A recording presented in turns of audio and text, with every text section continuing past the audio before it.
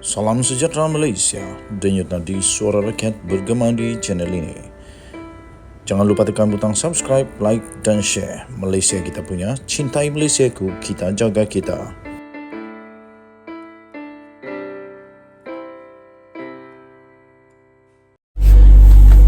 Salam sejahtera Malaysia, denyut nadi suara rakyat bergema di channel ini.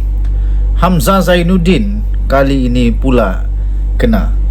Hamzah Zainuddin, Ketua Pembangkang, seperti tak berfungsi dan Perikatan Nasional perlu tukar Ketua Pembangkang. Dulu saya pernah fikir juga, kenapa Muhyiddin bukan jadi Ketua Pembangkang? Kenapa perlu Hamzah Zainuddin yang perlu jadi Ketua Pembangkang? Tapi biar pika depa lah. Hak tu hak depa. Depa nak buat apa dengan depa punya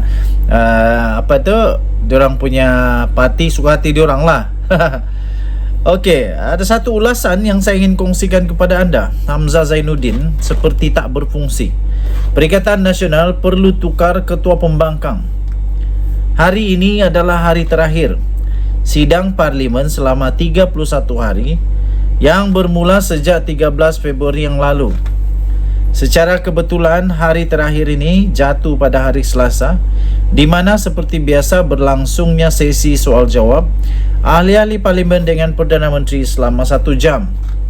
Antara perkara yang dijelaskan oleh Anwar Ibrahim dalam sesi tersebut pada hari ini ialah beliau menjawab soalan mengenai hasil lawatan rasmi ke China, isu vape dan isu doktor kontrak. Malangnya ketika sesi itu berlangsung tidak kelihatan kelibat Ketua Pembangkang yang juga ahli Parlimen Larut, Hamzah Zainuddin. Presiden Bersatu merangkap ahli Parlimen Paguh, Mahyadin Mat Yassin pun tiada. Presiden PAS yang merupakan ahli Parlimen Marang, Hadi Awang pun tiada. Diorang pergi mana? Tidak tahu. Menteri Komunikasi dan Digital Fahmi Fadzil yang membuat hantaran mengenai ketidakhadiran ketiga-tiga tokoh itu berkata, dengan ketiadaan mereka, Blok Pembangkang terlepas peluang untuk bertanya soalan berdepan dan bersemuka dengan Perdana Menteri. Katanya, sesi pertanyaan dengan Perdana Menteri pada setiap Selasa adalah peluang terbaik bagi Pembangkang berbuat demikian sebagai sebahagian daripada proses semak dan imbang terhadap kerajaan, ujar beliau.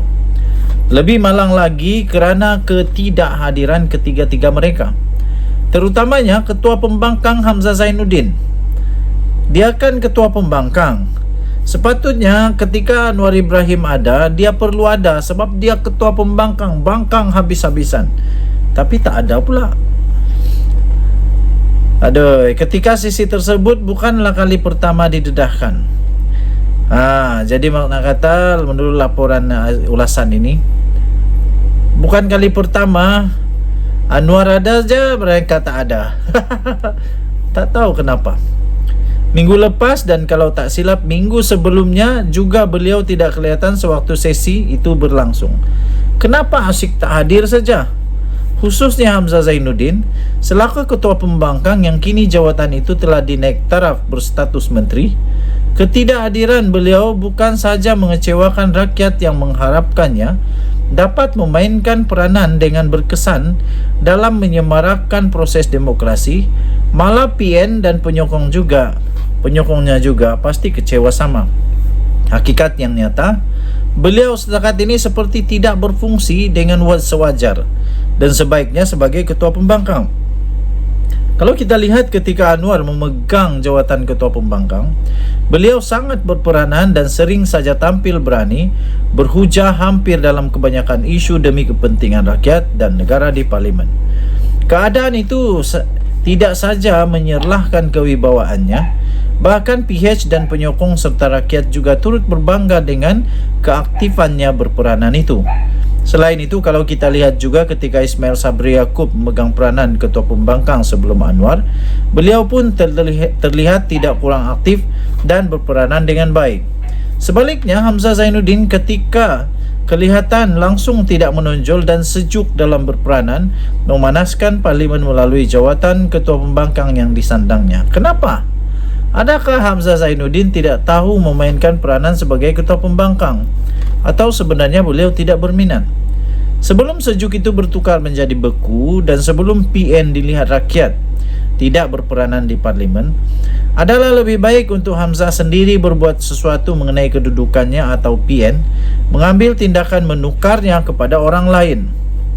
Dalam keadaan semasa dan jika berterusan begini, lebih baiklah jawatan ketua pembangkang itu diambil alih oleh Saidan Kasim kah yang jelas aktif di parlimen, atau Wan Faizal Wan Ahmad Kamal yang walaupun kadangkala beliau agak merapu, tetapi satu perkara yang menyerlah tentang dirinya ialah selalu aktif dan berani bersuara di parlimen. Apa macam Hamzah? Setuju tak? Ditulis oleh Sahabudin Husin. Denyut Nadi Suara Rakyat bergema di channel ini. Untuk mendapatkan berita yang lengkap, sila layari Sahabudin Husin, sahabudin.com.net. Kita jumpa lagi. Bye-bye.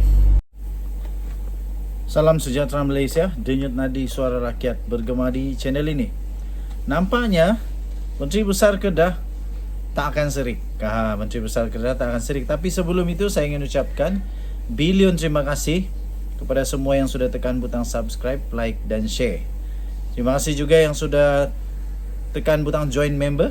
Bagi yang belum, saya mohon untuk tekanlah join member, share dan komen video-video dalam channel ini. Sanusi sekali lagi kongsi kembali kenyataan fitnah, tegaskan akan bayar saman. Ini barulah. Menteri Besar Kedah Muhammad Sanusi Madnor pada hari ini berkongsi semula kenyataan fitnahnya terhadap naib Presiden Amanah Mahfuz Omar setelah kalah saman semalam. Tak serik juga manusia ni. Kenyataan itu dikongsi semula di Facebooknya ketika mengulas keputusan Mahkamah Rayuan semalam yang menolak rayuannya dan menaikkan jumlah ganti rugi kepada RM120,000. Katanya, posting inilah yang didapati saya bersalah oleh mahkamah dan diperintahkan untuk membayar ganti rugi RM50,000 oleh Mahkamah Tinggi tambah RM15,000 kos dan kemudian dinaikkan kepada RM120,000 oleh Mahkamah Rayuan kerana RM50,000 itu didapati terlalu rendah oleh plaintiff. Mereka membuat counter appeal rayuan balas untuk tuntut lebih tinggi. Tulisnya di media sosial pagi tadi. Padan muka lah. Siapa suruh fitnah? Inilah saya heran. Pemimpin-pemimpin agama pula yang didapati suka fitnah. Sanusi berkongsi semula status itu walaupun Mahkamah Tinggi Kuala Lumpur dalam keputusannya 8 November 2021 yang lalu telah pun memerintahkan injuksi yang menghalang dan menegah defendant itu atau siapa-siapa ejen-ejennya daripada menerbitkan kata-kata fitnah terhadap plaintiff pada masa hadapan. Lidah rasmi PAS Haraka Daily pada hari ini juga turut menyiarkan semula tulisan Sanusi itu beserta status awal yang dipertikai. Saman Mahfuz, iaitu bekas anggota Parlimen Pokok Sena, itu difailkan pada 9 Oktober 2019 berdasarkan hantaran Sanusi dalam akaun Facebooknya pada 30 Julai 2019. Sanusi yang juga adalah pengarah pilihan raya PAS mengaitkan Mahfuz selaku wakil rakyat Pokok Sena pada ketika itu dalam isu pemindahan kedai judi nombor ekor spot toto ke kawasan Terbabit. Sementara itu, dalam tulisan yang sama, Sanusi juga turut berkata dia akan berusaha membayar ganti rugi yang diperintahkan susulan keputusan saman fitnah itu. Katanya, apabila sudah didapati bersalah dengan posting ini, menjadi tanggungjawab saya untuk melunaskan tuntutan saya. Padahal mukalah yang kau fitnah kenapa? Jadi sekarang dah kalah fitnah, bayarlah. Kalau tidak nanti bankrupt. Katanya saya akan berusaha membayar berapapun harganya. yang penting kena post kah? Saya akan berusaha membayar berapapun harganya, katanya. Mengambil mudah atau mengendurkan tekad perjuangan hanya kerana kepentingan politik, takut hilang sokongan, atau membiarkan rakyat negeri ini terjebak menjadi kaki judi tidaklah sekali-sekali, tegas Sanusi. Wow. Takkanlah kerana itu sanggup memfitnah pula. Kawan saya cakap, jangan kerana niat menghalalkan cara. Dia bagaimanapun menegaskan keseriusannya membentras kegiatan perjudian di Kedah dengan tidak lagi mengeluarkan lesen premis judi selepas Disember 2022. Mulai Januari 2023, tiada lagi premis perjudian berlesen di seluruh Kedah, selari dengan keseriusan PAS untuk menghentikan kegiatan yang merosakkan seluruh masyarakat di negeri ini, katanya lagi.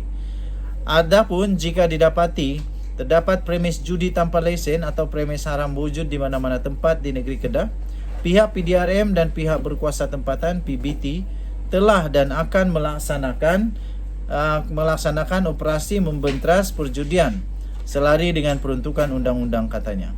Tambahnya, inilah yang dimaksudkan dengan tidak main-main atau ambil mudah dengan judi. We walk the talk, cakap serupa bikin, kata Sanusi. Bye-bye.